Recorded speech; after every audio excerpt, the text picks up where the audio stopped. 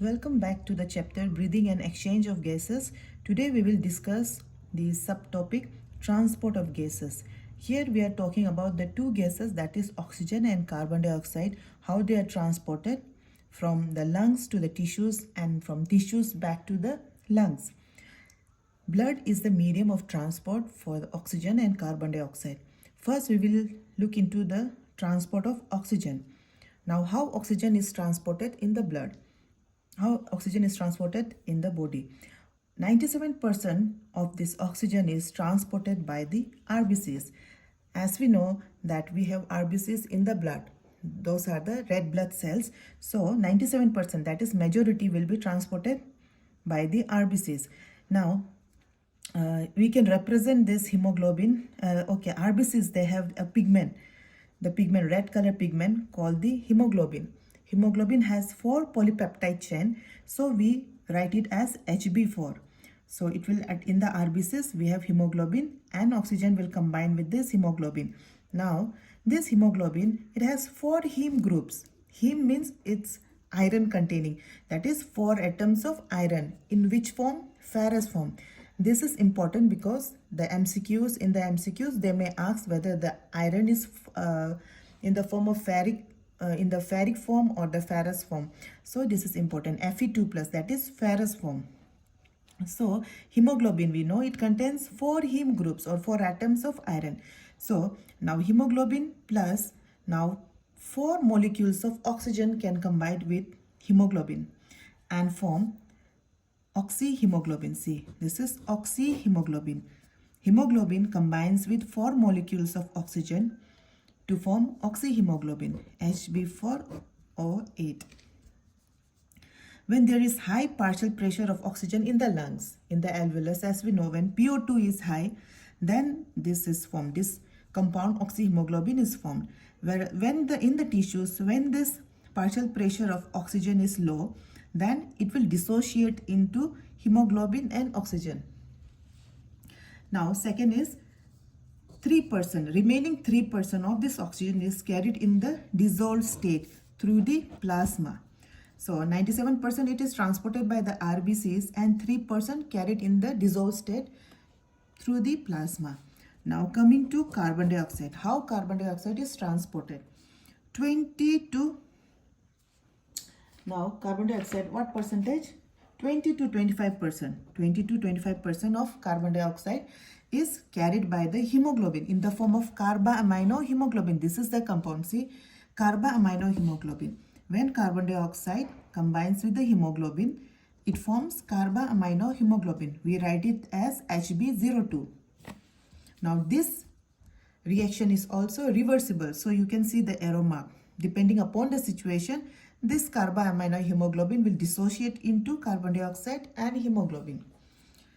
Second, now 20 to 25% is carried in the form of carbaaminohemoglobin. 70%, that is majority of the carbon dioxide, is transported as bicarbonate ion. So let us discuss the reaction. Carbon dioxide, see, when the carbon dioxide in the blood is carried, when it is carried in the blood, it enters the RBCs, and this RBCs, inside the RBCs there is water. So this carbon dioxide inside enters the RBC, and in the RBC what happens? We have the enzyme carbonic anhydrase. This enzyme facilitates the formation of carbonic acid. Okay, this is carbonic acid, H2CO3. Now this carbonic acid, this is unstable, jaldi wo dissociate ho jata hai to form different compounds or different ions.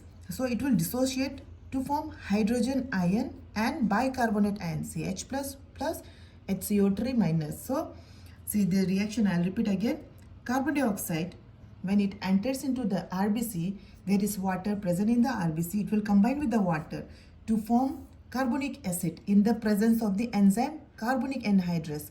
Then this carbonic acid, which is unstable, will again dissociate due to the presence of carbonic anhydrase to form hydrogen ion and bicarbonate ion. So in this page, you have learned carbon dioxide 20-25% is carried in the form of carbaaminohemoglobin and 70% is carried as bicarbonate, and I have already explained you how the bicarbonate ion is formed. Now remaining 3% of this carbon dioxide is carried in dissolved form. Now let us discuss the transport of oxygen. As we know, oxygen, it combines with hemoglobin and forms oxyhemoglobin. So this is the major part of this oxygen is transported in the form of oxyhemoglobin. Now this binding of oxygen with the hemoglobin is primarily related to the partial pressure of oxygen. मतलब कि oxygen कितना haemoglobin का साथ कैसे किस प्रकार से और how easily it can bind with the haemoglobin, जो किस पर डिपेंड होता है, partial pressure of oxygen. There are other factors also, but this is the primary factor, partial pressure of oxygen. Other factors are partial pressure of carbon dioxide, the H plus ion concentration, and the temperature. Now we will discuss something very important, that is oxygen dissociation curve or oxygen hemoglobin dissociation curve. You can call either of this name, oxygen dissociation curve or oxygen hemoglobin dissociation curve. Now if you make a graph here, you get a, see, this is the partial pressure of the oxygen and this is the percent saturation. This is the percent saturation of hemoglobin. Okay, percentage saturation of hemoglobin with the oxygen. So if you make a graph, the relation between the partial pressure of oxygen in millimeter of mercury, okay, in millimeter of mercury, and the percentage saturation of hemoglobin with oxygen, you will get a sigmoid curve. You remember this word sigmoid. Sigmoid means S-shaped. Okay, you get a graph of S-shaped. This is the normal. Okay, normally in the body, when you draw a graph, you get this sigmoid shaped curve. Now this curve can shift to the right or shift to the left. So there are certain situations where it will shift to the right and situations where it will shift to the left. Now when does it shift to the right? Shift to the right, you can also remember this as dissociation of oxygen from the hemoglobin. मतलब oxygen जो कैसे करके haemoglobin से अलग हो जाता है, that is oxygen release हो जाता है. तो this where does it take place? So अगर आप याद कर, आप you can just remember like that, this takes place at the tissue level. Tissue में हो रहा है क्योंकि टिश्यू में ही ना ऑक्सीजन को पहुंचना है. तो ऑक्सीजन जो हीमोग्लोबिन से डिसोशिएट होकर टिश्यूज में पहुंचना है. तो शिफ्ट टू द राइट तब होता है जब dissociation of oxygen from the haemoglobin होता है. ठीक है. And next is shift to the left. Shift to the left मतलब क्या होता है? एक्सेप्टेंस और association of oxygen by the haemoglobin. ये ज़्यादातर कहाँ पे होता है? एल्वियोलर साइड में होता है. एल्वियोलस में पार्शियल प्रेशर ऑफ ऑक्सीजन क्या होता है कि ज़्यादा होता है. तो ऑक्सीजन का पार्शियल प्रेशर ज़्यादा होने पर क्या होता है कि इट विल कंबाइन और इट विल एक्सेप्ट और it will associate with the hemoglobin present in the blood. तो this is just the I'm just giving you an idea, आप कैसे करके याद कर सकते हो. तो राइट में शिफ्ट जो टिश्यू लेवल में होता है, right side shift, remember it usually takes place in the tissues. It takes place in the tissues. So what happens in the tissues? See, in the tissues we know the partial pressure of the oxygen is less. Whenever there is fall in the partial pressure of oxygen, the graph will shift to the right. Then increase in PCO2, increase in partial pressure of carbon dioxide, because in the tissues, as we know, the partial pressure of carbon dioxide is more. Next is increase in hydrogen ion concentration. That is, increase hydrogen ion concentration means increase in the acidity. And fourth factor is increase in 2,3-diphosphoglycerate. This is the product of glycolysis. So in these conditions, the graph, this curve, it will shift to the right. It takes place in the tissue level. Now shift to the left. Okay, in tissue shift to the left, as I told you, it takes place in the alveolar side. In fetal hemoglobin, see, we have adult hemoglobin. In fetus, the hemoglobin is different. That is why, how it is different, it has more affinity for oxygen. If you compare कि कितना, what is the affinity जो adult hemoglobin है और fetal hemoglobin, तो fetal hemoglobin में क्या होता है कि उसका affinity for oxygen ज़्यादा रहता है as compared with the adult hemoglobin.